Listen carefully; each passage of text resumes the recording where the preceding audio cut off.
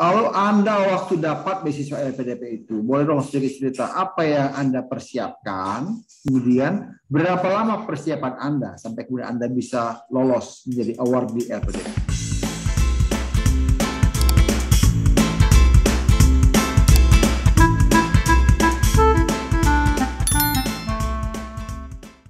Selamat siang sahabat literasi, salam sehat, salam semangat. Terima kasih untuk tetap stay tune di podcast Literasi dan Komunikasi. Satu podcast yang mencoba mendiskusikan atau bercerita tentang perjalanan hidup dari teman-teman, sahabat-sahabat yang hebat yang terus-menerus memberikan pengaruh bagi banyak orang.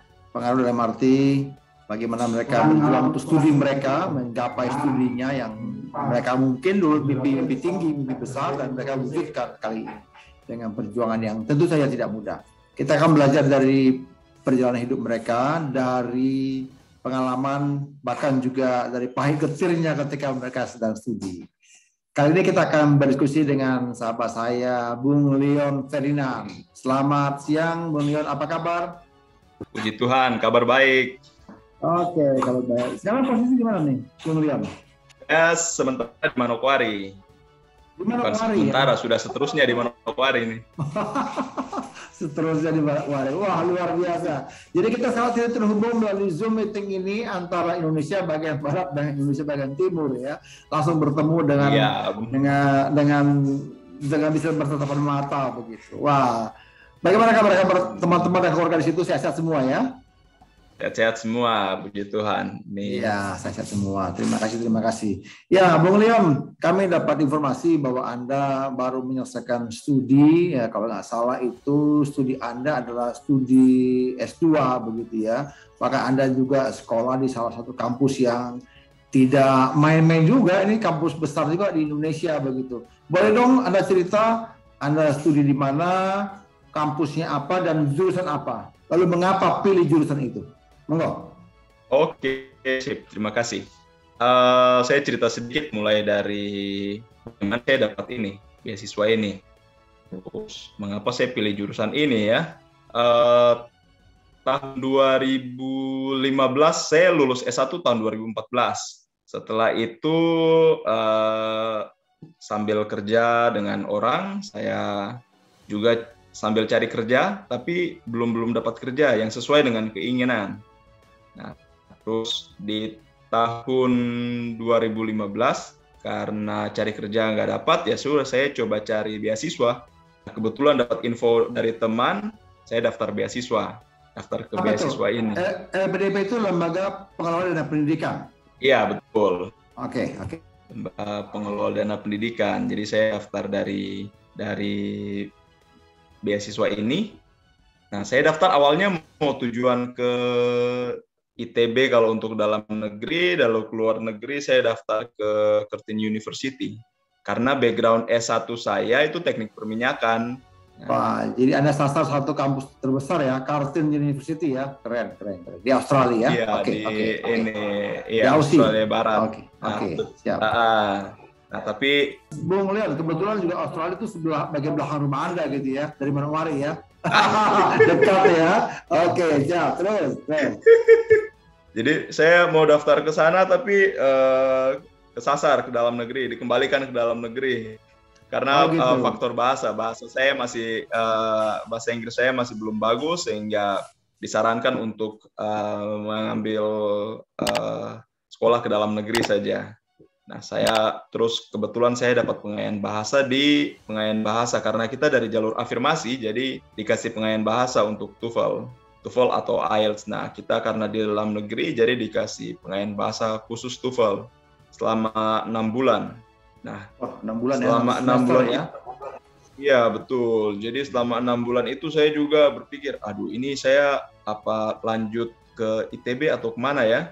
Karena pokoknya selain jadi dosen, cita-cita saya tuh kalau mau di swasta saya mau ke oil company, ke perusahaan minyak. Karena ya kita semua tahu bahwa di perusahaan minyak itu untuk kesejahteraan sudah tidak perlu ditanyakan lagi. Ya, jadi memang Anda juga punya jurusan itu menarik ini, manajemen industri ya. manajemen Ya, industri, betul. Anda di Fakultas Bisnis dan Manajemen Teknologi. Kampusnya di mana, Bung? Akhirnya apakah Anda Di masuk ke Surabaya. ITB? Oh, nggak jadi ke Bandung? Nggak jadi, akhirnya nggak jadi ke Bandung. Saya Di lebih mana? memilih ke ITS Surabaya. Oke, kalau sama tadinya Anda mau pilih ITB, sekarang berubah jadi S ya belakangnya. Iya. Tapi tetap sama-sama keren ya. Wow, luar biasa. Nah, Anda kan tadi bilang bagaimana Anda kuliah itu karena memang ingin mendapatkan juga kesejahteraan begitu ya. Nah, boleh dong sedikit cerita ini. Ketika Anda kuliah ini, ya apa hal yang paling sulit yang Anda lewati dan tidak bisa Anda lupakan? Waktu sekolah nih. Ya, waktu kuliah yang dengan biaya LPDP ini. Waktu kalau dari LPDP sudah sangat sejahtera, namun kalau mungkin ada hal-hal lainnya di luar masalah finansial, mungkin di masalah akademis di kampus, terutama dari mata kuliah yang industri dan manajemen, saya harus pelajari itu dengan baik. Jadi ya harus ekstra kerja keras lagi nih untuk belajar. Karena bukan ilmu saya waktu S1 dulu. Anda S1-nya apa ya? Saya S1 teknik perminyakan. Oh, I see. Teknik perminyakan. Sekarang Anda ambil manajemen industri ya? Iya. Oke. Makanya tadi Anda tuh mengidamkan sekali ya di perusahaan ini ya, perminyakan ya, internasional. Iya, ya. betul. Keren. Nah, ketika Anda studi kan harus menyelesaikan satu karya tulis ya, tesis begitu. Apa yang Anda tulis? Tentang apa? Saya tema besarnya tentang pemanfaatan energi terbarukan. Jadi yang sebelumnya di S1 kita belajar banyak tentang energi fosil, ya sudah di S1 bicara tentang energi terbarukan. Renewable energy ya. Iya, betul, melalui pendekatan manajemen strategis ya, karena saya lihat khususnya di Papua ya, ini dekat dengan garis ekuator, dengan sinar matahari melimpah setiap hari, lalu banyak juga banyak sungai atau kali yang debit airnya masih sangat dalam musim hujan, musim panas maupun musim hujan, debit airnya sangat lancar. Jadi ya kenapa tidak dikembangkan energi terbarukan di Papua? Nah, hasilnya gimana? Apakah ada sesuatu yang bisa kita kembangkan di sana? Saya dapat, kalau khusus jadi untuk tesis saya fokus ke Manokwari. Saya fokus ke Kabupaten Manokwari untuk ambil itu ada Manokwari punya potensi yang besar, potensi untuk solar panel, untuk energi surya, dan juga untuk tenaga air, energi dari tenaga air. Karena juga Manokwari punya daerah yang berbukit-bukit, sudah itu kalau dimanfaatkan dari elevasi tanah saja sudah sangat baik untuk buat ini mikrohidro atau dalam skala yang besar PLTA. Artinya yang Anda lakukan, Anda riset itu bisa menghasilkan sesuatu tenaga listrik begitu ya, yang cukup besar ya? Bisa, iya betul. Jadi saya hanya menggali potensi yang ada saja, menggali potensi yang ada lalu memberikan, karena saya bukan saya bukan pengambil keputusan di daerah, jadi kita hanya bisa memberikan masukan kepada pemerintah bahwa ini loh ada potensi yang ada di sini, ini potensinya ini. Kalau dikembangkan kita bisa mengurangi penggunaan energi fosil atau tidak terbeban semuanya ke PLTD, karena kalau di Manokwari sendiri sumber energi utama masih dari PLTD, pembangkit listrik tenaga diesel. Jadi ya kalau ada apa-apa di PLTD ya sudah, ada masalah di generator utamanya ya biasanya lampu padam sih. Oh gitu ya. Artinya memang betul yang Anda katakan tadi, sebagai mahasiswa yang menghasilkan satu karya ilmiah, memang tugas kita menyampaikan apa yang menjadi hasil kita ya bagi daerah gitu. Tergantung daerah itu apakah mereka akan mencoba mengimplementasikan hasil riset kita atau tidak begitu ya. Ya tentu kan ini juga terkait dengan kebijakan politis ya. Ya, ada goodwill policy-nya juga, ada keinginan untuk kebijakan itu bisa diterapkan dari kepala daerah, tapi memang akan bersentuhan dengan isu-isu politis yang terjadi di daerah gitu. Ya, itu menarik ya. Betul. Nah, kalau menurut Bung Leon ini, ketika nanti Anda lakukan itu, Anda teliti itu, diterapkan, di-applied ya secara katakanlah masif di Manokwari. Nah, kira-kira berapa dalam setahun gitu ya, berapa kira-kira penghematan uang daerah untuk penggunaan tadi tenaga fosil tadi? Kalau menggunakan ini kira-kira akan menghasilkan berapa penghematan selama setahun? Oh, kalau itu saya masih belum bisa pastikan secara angka karena pembiayaan dari di PLN sendiri kan bahannya bukan dari pemerintah daerah kalau tidak salah ya, itu dari memang ya anggaran ini, jadi masyarakat hanya membayar kepada PLN untuk mendapatkan listrik. Namun kalau atau begini, coba saya ubah pertanyaannya. Dari tadi Anda sebutkan ada potensi yang cukup besar di Manokwari. Nah, boleh nggak Anda sebutkan kira-kira berapa sebenarnya yang Anda sebut potensi untuk peningkatan renewable energy di Manokwari? Berapa potensi yang ada di situ?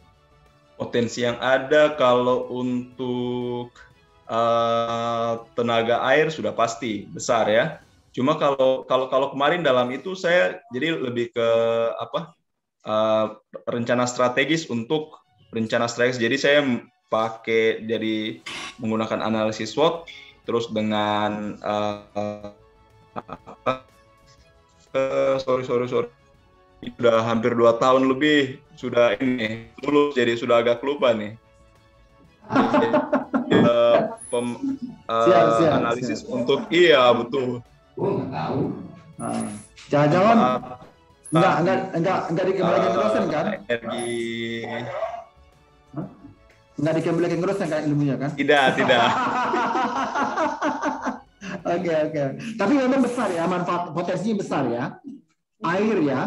Air terutama yang besar. Potensinya besar. Kalau angin bagaimana? Angin. Potensi besar. Kalau angin di pesisir utara, terutama di Manokwari masih kurang. Oke. Angin kurang stabil maksudnya.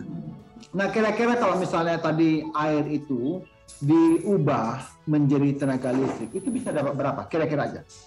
Kira-kira kalau dari beberapa kali yang ada tuh, minta maaf. Aduh, saya tidak siapkan materi tesis saya kemarin. Jadi harusnya itu nggak apa-apa Bung Leon, ini kita ujian langsung nih, ujian terbuka nih. Jadi kalau untuk Manokwari sendiri masih di bawah 30 megawatt untuk penggunaan ini ya sehari. 30 megawatt untuk penggunaan listrik sehari, yang mampu dengan kalau sampai total ini pada saat penggunaan padat di malam hari itu tidak lebih dari 30 megawatt. 30 kalau megawatt ya. Kita manfaatkan dari masih lumayan kecil dibandingkan di beberapa kota yang lain. Terus kalau kita manfaatkan PLTA atau mikrohidro itu bisa berkurang sampai mungkin bisa 10% lah, 10-20% dari situ. Berarti dapat 3 atau 6 mega ampere ya? Bisa, iya betul. Kalau ini kendala yang saya temui di lapangan, ada PLTS, jadi ada 2 PLTS yang waktu itu dikasih oleh Kementerian SDM, itu hibah dari Kementerian SDM. Namun tidak punya baterai. Nah, penyimpanan energinya itu tidak ada, jadi langsung on grid ke jaringan. Sedangkan jadi ini di sebelah salah, sudah ada pembangkitnya tapi tidak ada penyimpanan energi. Jadi ya otomatis energi yang dihasilkan hanya bisa pada siang hari.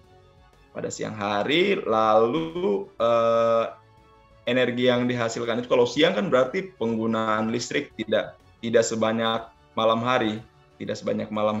Terus PLTS yang dibangun masih dalam skala kecil dan tidak ada itu.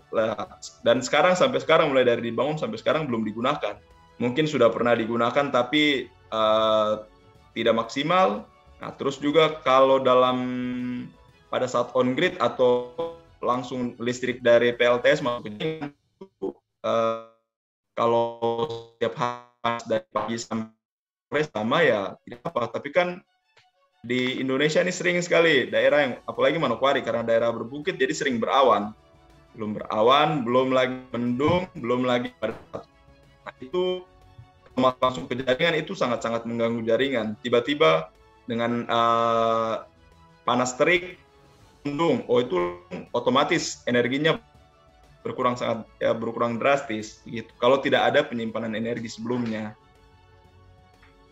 Berarti memang kalau kita tadi dengar penjelasan dari Bung Leon, sahabat literasi, dia mencoba menyampaikan bahwa ada potensi yang besar sekali, potensi pembangkit air, ya, pembangkit listrik tenaga air dari daerah Manokwari karena juga berada perbukitan cukup besar begitu. Nah, itu kalau ditingkatkan, dikembangkan, diimplementasikan itu bisa menghemat 10-20% dari penggunaan listrik di malam hari di Kota Manokwari begitu ya. Nah, kalau kapasitas produksi sendiri berapa setiap hari, Bung Leon? Kapasitas produksi. Iya, kalau Anda tekan tadi bahwa penggunaannya itu keperluannya kan setiap hari itu yang paling padat ya, itu kan 30. Iya. Ya betul, kan kalau penggunaan 30 mega ampere ya setiap hari paling padat. Nah sebenarnya kapasitasnya berapa? Kapasitas yang tersedia, yang terpasang. Kapasitas di PLN yang ada ya? Iya betul. Kapasitas yang di PLN sampai terakhir tuh ada sekitar 28 atau 29. Oh ternyata masih kurang ya? Masih lebih besar penggunaan daripada yang ada? Kenapa? Berarti masih lebih besar penggunaannya daripada ketersediaan. Iya, penggunaan. Jadi kalau pada saat itu pemadaman. Nah, cuma berapa waktu ini sudah dibantu dari ada PLTMG, ya, pembangkit listrik tenaga mesin gas. Oke, mesin gas ya. Oke, menarik ya. Ini kalau sobat literasi, kalau kita bicara soal listrik ya, itu banyak daerah yang punya potensi besar, tapi seringkali juga mengalami krisis listrik. Nah, bagi sobat literasi yang punya minat dalam hal electricity, listrik itu Anda berkesempatan punya kans ya untuk bisa mengembangkan itu, bahkan menjadi seorang yang sangat ahli bagaimana mengembangkan dan mengimplementasikan. Termasuk mungkin adalah mendorong dari sisi politis. Pemerintah daerah kemudian bisa terlibat lebih jauh. Nah, Bung Leon mulai studi kemarin di ITS kapan, Bung? Dan kapan selesai? Saya mulai dari Agustus 2016. 2016, selesainya juga itu 2018. Wah, Anda ini orang pintar sekali ya. Luar biasa, sudah tahun, lumayan. Iya, sudah menekuni bidang listrik, sekarang bidang manajemen industri, lalu selesai juga dalam waktu 2 tahun. Wow, luar biasa. Saya harus katakan bahwa saya kagum ya, ada putra daerah yang memang memiliki kemampuan analisis, berpikir ya seperti Anda begitu. Nah, kalau Anda waktu dapat beasiswa LPDP itu, boleh dong sedikit cerita apa yang Anda persiapkan, kemudian berapa lama persiapan Anda sampai kemudian Anda bisa lolos menjadi awardee LPDP? Saya mendaftar pada batch 3 tahun 2015. Dulu kan LPDP setahun 4 kali ya. 4 kali penerimaan. Sekarang baru 2 kali, dulu 4 kali. Saya mendaftar dari bulan Agustus 2015. Juni kayaknya, Juni atau Juli 2015. Lalu baru dengar hasilnya di bulan September. Jadi melalui proses seperti itu, ada proses berkas, lalu proses dulu tidak ada ujian berbasis komputer ya, dulu kita langsung ujian setelah lulus berkas, ujian tulis, setelah itu interview. Nah itu dengar hasilnya sekitar bulan September 2015. Nah setelah lulus, lalu Desember 2015 itu kita pengayaan bahasa di ITS sampai selesai bulan Mei, lalu itu Agustus sudah mulai kuliah di ITS waktu itu. Berarti bisa dikatakan bahwa Anda persiapan selama kurang lebih setahun ya? Iya, betul. Jadi bagi rekan-rekan literasi mau berpikir mau lanjut sekolah itu bukan baru daftar bulan ini ya bulan depan sekolah, tidak, itu harus disiapkan dari setahun seperti begitu. Apalagi kalau mau keluar negeri, wah, itu harus dipersiapkan lebih banyak daripada dalam negeri, karena ada hal-hal luar negeri, ada hal-hal yang lebih dari dalam negeri yang kita perlu siapkan, termasuk ini ya, kesehatan.